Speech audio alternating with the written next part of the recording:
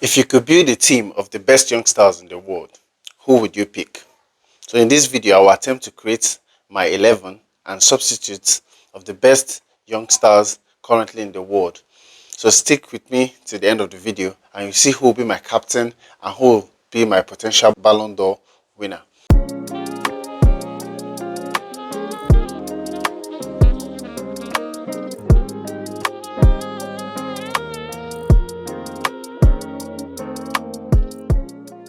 So it's the international break, and while we are watching international football, I decided to use this opportunity to create an 11 of the best young stars in the world. Now, there are going to be two criteria to who will make the list. First, you have to be 19 years and under, and then second, you have to at least have played up to 10 games in your league. While it will be impossible to fit every single 18-year-old or 19-year-old into my list, there are some of them who are still good enough but just didn't make the list. And so I'm just going to give them shout out to some honorable mentions who you could say could make up my substitute.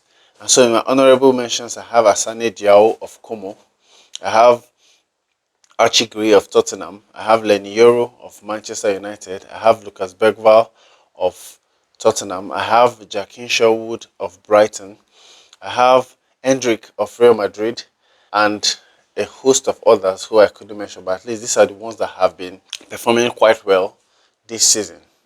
So without any further ado, let me jump into my list. At the goalkeeping position, I have Mike Penders of Genk. He's actually on loan from Chelsea. He's one of the multiple goalkeepers Chelsea have on loan. And he has been performing quite well this season, though I believe he needs to improve on being more of a sweeper keeper. But aside that, he has been very fantastic and solid for Genk this season. He has, ever since he came on loan, he replaced the goalkeeper as the current number one. And what I love about him is he's good with the ball on his feet. At least that is what modern day goalkeepers are required to do now. So he's very good at long passing and very good with also short range passes. And all in all, a solid goalkeeper. Now, my ideal pick for the number one spot would have been Guillaume Restes of Toulouse. But Restes turned 20 earlier this month, I think on the 11th of March, and so because of that, couldn't make my list. And the next best thing was Mike Penders of Genk. So my team will be built with the 4-3-3 formation in mind. So I'm going to start from the centre backs up onto the left to the full backs, and then to the midfielders, and finally to the attackers. So my left centre back, I have Dean Hyson of Bournemouth. I mean, most of us did not expect Dean Hyson to be as good as he is, but this is his breakout season, and what a wonderful season he's having for Bournemouth. One of the most consistent players on Bournemouth, and Bournemouth as a whole have been a good team, consistent in their play, and the coach Andoni Iraola has been a very good coach. And this consistency with Dean Hyson has seen him being called up to the Spain squad, and actually even played in the Spain squad, albeit being a replacement for Paul Cubarsi, who got injured, but has been wonderful. He's played all season, very, very good passer of the ball, a player who can also drive with the ball. And this is what the modern day centre backs are expected to do now: be able to drive out of defense with the ball and be a very good passer of the ball. So I mean, most of us who watch the Premier League have seen how good Dean Hyson is, and a lot of us have expected that he probably won't be in Bournemouth for too long. So Dean Hyson will be my undisputed pick for the left centre back. And for his partner, the right centre back, will be no other one but Paul Cubarsi of Barcelona. I mean, I've practically run out of words to describe Paul Cubarsi as a defender. He's strong, powerful, very dominant in the air, a very good passer of the ball, and also a very, very, very quick defender. Now, he may have few cases of making a little rash decision here and there, but you can agree with me, when you watch Paul Cubarsi play, he plays as a defender who is older than he actually is. I mean, it is difficult. Imagine being a 17-year-old and already breaking into the Barcelona squad and being a regular. As a matter of fact, basically playing week in, week out. Every other centre-back partnership is partnered around you. You understand? That is how good of a player he is. He has already got his Spain call-up, his national call-up at the age of 17. Another testament to how good of a player he is. And we all watched him all season, starting from last season when he made his breakthrough into the first team. We've seen how good and how importantly consistent he is for Barcelona. So I don't think that there was going to be any dispute in terms of who is going to be the right centre back for my team. And on to the left, the full backs. For my left fullback, I mean, this one again is the one that is a no-brainer. Like, it's probably if everyone should make their list, this is the one person that's going to also be consistent on the team, and that is MylesLewis-Skelly of Arsenal. What do I say? Strong, a very dominant presence, strong in tackles, very difficult to dispossess, very good in tight spaces, rarely loses the ball, and an out menace as a defender, and also a very good driver of the ball. And that is modern football for you, a player who can play in tight spaces, who you're sure when you give the ball will not lose it, and who can be able to pick up the ball and drive the team forward. And that is just MylesLewis-Skelly explained. And he has gotten his first international call-up, made his international debut, and scored the goal on the international debut. And what a wonderful goal it is. So everything, the stars are just aligned properly right now for MylesLewis-Skelly. And no doubt, what a wonderful player he is. Now to the other side of the fullback, the right fullback, I have Geovany of Feyenoord. Well, I think one could say that the competition for this place would have been between Reed and Hinshelwood of Brighton. But I mean, comparing both players in terms of play style and dominance in a team, Hinshelwood is nowhere near Geovany. I mean, if you watch Feyenoord play, he as a defender, he already has 6 assists from an expected assist of 3, with giving a hat-trick of assists in his last game against FC20. And you know, if for those who follow the Eredivisie, you know that FC20 is one of those teams that will give you a very bad day. And that was at home, that was away to FC20, and he was just a dominant. He was the best player in the match, and already has accumulated, I think, 3 appearances in Team of the Week. So he's a dominant player, and to think that he's just 18-year-old. I mean, when you watch him play, you will not believe that he's just an 18-year-old, and he's very aggressive, very front foot. You know, a typical fullback who will run the length and breadth of the pitch for you, will give you as much in attack equally as he gives in defense. And this is just, I mean, like I said, it was just a no-brainer. My entire back four was just a no-brainer. Like, it was a very solid background to build the team on. And we'll move into the midfield, and I'm going to play. My midfield is going to be set up as a defensive midfielder with 2 number 8s. So, and they playing in the defensive midfield role, I have Warren Zaire-Emery of PSG.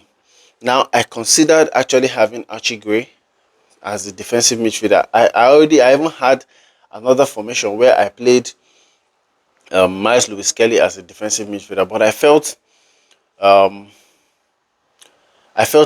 Emery was the best player to play this position. Now, I know he has played predominantly as a central midfielder for PSG, owing to the fact that PSG have wonderful players like Vitinha and Joao Neves in their team. So he plays more centrally, but he's also a player who is capable of playing the defensive midfield, which he has actually played for PSG.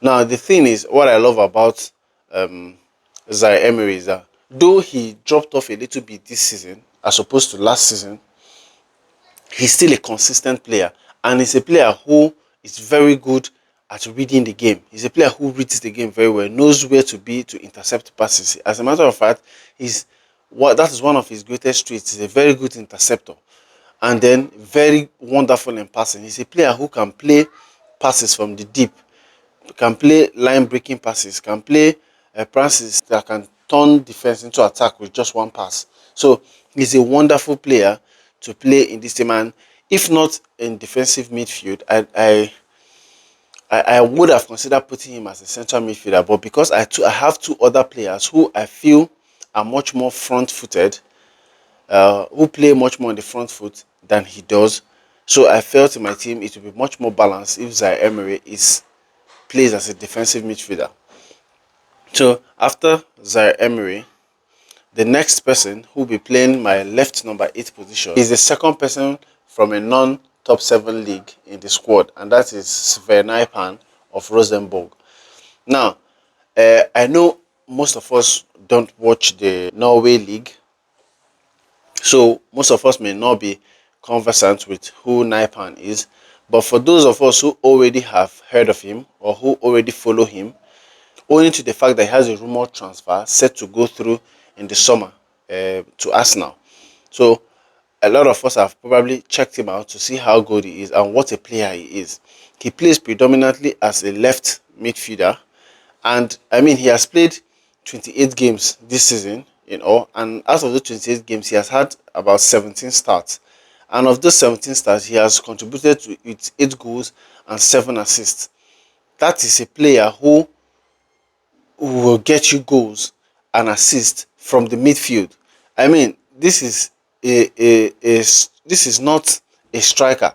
He's not even particularly an attacking midfielder, although he plays also as an attacking midfielder, but he plays predominantly as a left-sided midfielder and has contributed as much as 15 goals contributions in 17 starts for Rosenborg. I mean, that is a player who will push your team forward. That is a player who can play line breaking passes. That's a player who can create chances from the midfield if your attackers are not playing well. So for me personally, I felt it was just a no-brainer to have Naipan in this team because he's just unbelievable on the ball. He's fluid.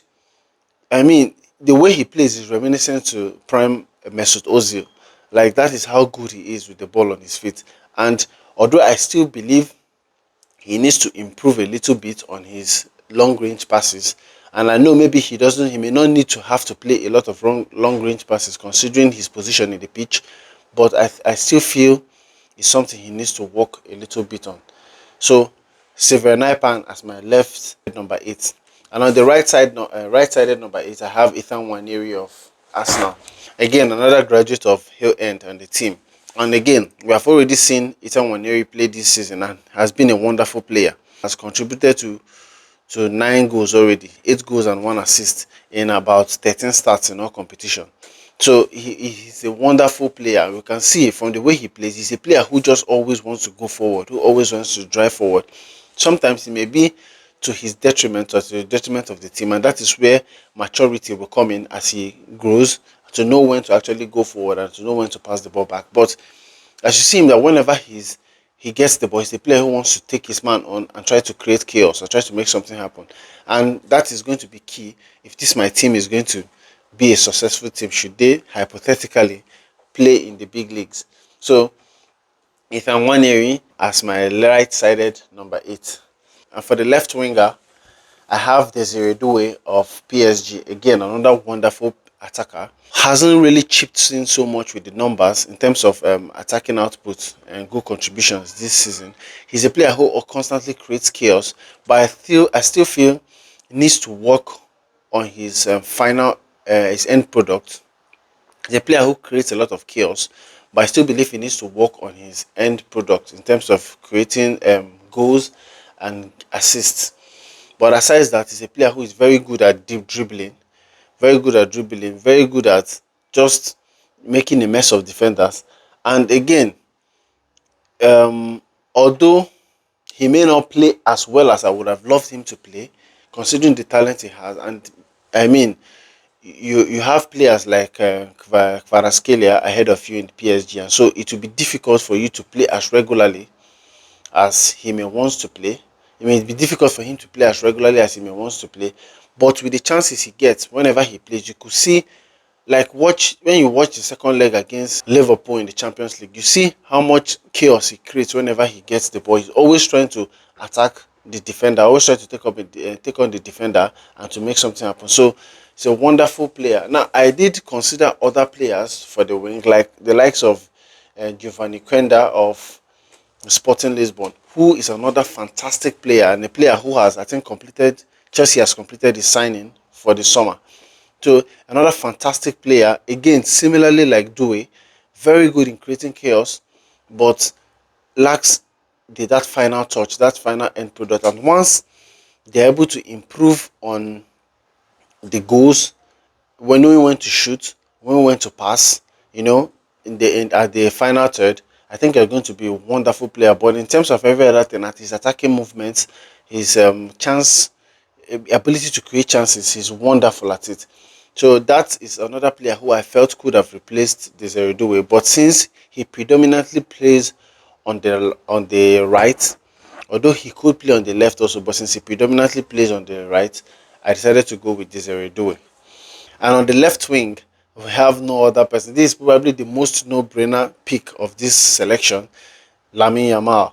I mean, what can I say? This is a potential Ballon d'Or player. A potential Ballon d'Or player. Like, this is one player that we all unanimously agree is the real definition of a wonder kid. He is. I have short of words to describe Lamine Yamal. I mean, at 17 years, already a mainstay in the Barcelona first team, already a mainstay in the Spanish setup, plays in, week out, creates chaos week in, week out, scores goals, creates assists. I mean, I don't even need to tell you, just take a look at his statistics for the season. That is mind boggling. That is mind blowing. He's a wonderful, wonderful player. In terms of dribbling, in terms of passing accuracy, dribbling success rate, in terms of um, goals, assists, and I know he's a player who has kind of wasted some opportunities in terms of scoring goals this season, which we all believe that once he begins to get his finishing right, he's already the next best thing, but he's going to be a global superstar, rivaling the likes of Kylian Mbappe on the world stage. So all he needs to do now is just get his finishing right, and then he's I mean, the sky is just his limit. The sky is the limit for him. So I have Lamine Yamal as my right winger. Finally, the striker in my team will be Eli Junior Krupi of Lorient. Now, while Krupi is a very good player, I mean, he has already signed a contract with Bournemouth at the end of the January transfer window to move to Bournemouth by this summer. He has been a wonderful player for Lorient in the Ligue 2, that's the second division of the French football pyramid, and he has been a wonderful player for them. I think he has scored about 13 goals. He has scored 13 goals in about 21 starts, if I'm not mistaken, with I think two assists. Please correct me if I'm wrong. With two assists, so he has been a wonderful player.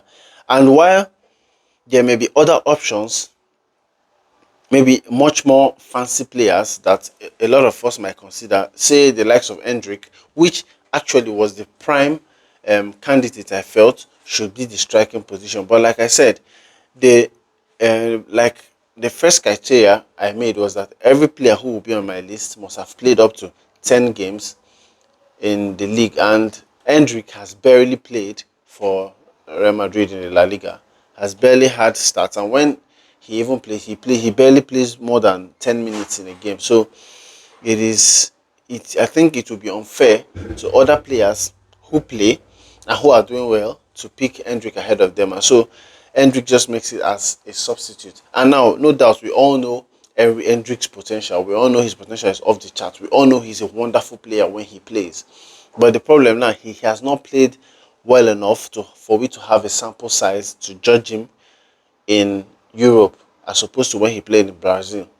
So no matter how good he is as a player, we just haven't seen him enough in Europe for us to judge him as opposed to other players who have seen play. And so Endrick just does not make the cut for me. And so Junior Kurpi will be my striker. And what a wonderful striker he is. He may not be the most fancy, he may not be the shiniest striker most people may want, but he is a very good and efficient striker. So here is my 11 of the best players under 19 in the world currently. Who do you reckon, which teams do you reckon this team can beat? As a matter of fact, where do you think this team will finish in the Premier League or in any of the top 5 leagues in the world? Where do you reckon they finish? Personally, I reckon this team finishes in the Champions League spots in the Premier League because they are that good. They are that good. And even if they don't make it to the Champions League, maybe a high Europa League spot, maybe fifth, sixth it's okay. But I know that they are good enough, they are formidable enough to make it into the Champions League spot. So now to name my captain for this team, I think probably my captain will be Lewis-Skelly. I think he has the captain mode, captain build, and if I decide not to choose Lewis-Skelly, I can easily go with Cubarsi. These two players are the prime candidates to captain the team because of their leadership quality on the pitch. So you could see how evident that these are the players who will make the best captain for the team. But let me know what you think. If there's anybody you feel I missed that should have made it into the list that did not make it into the list, or if there's someone who you feel his role in his team is exaggerated but somehow made it into my list, or if you just want to make your own list, let me see what your own list looks like, just do so in the comment section. I encourage you to also like the video, share, and subscribe to the channel for more videos like this. Also, let me know in the comment section if you'd like to see a video on the 11 of the best players in their twilight years of their career, say from 38 years and above, and I'll catch you on the next one.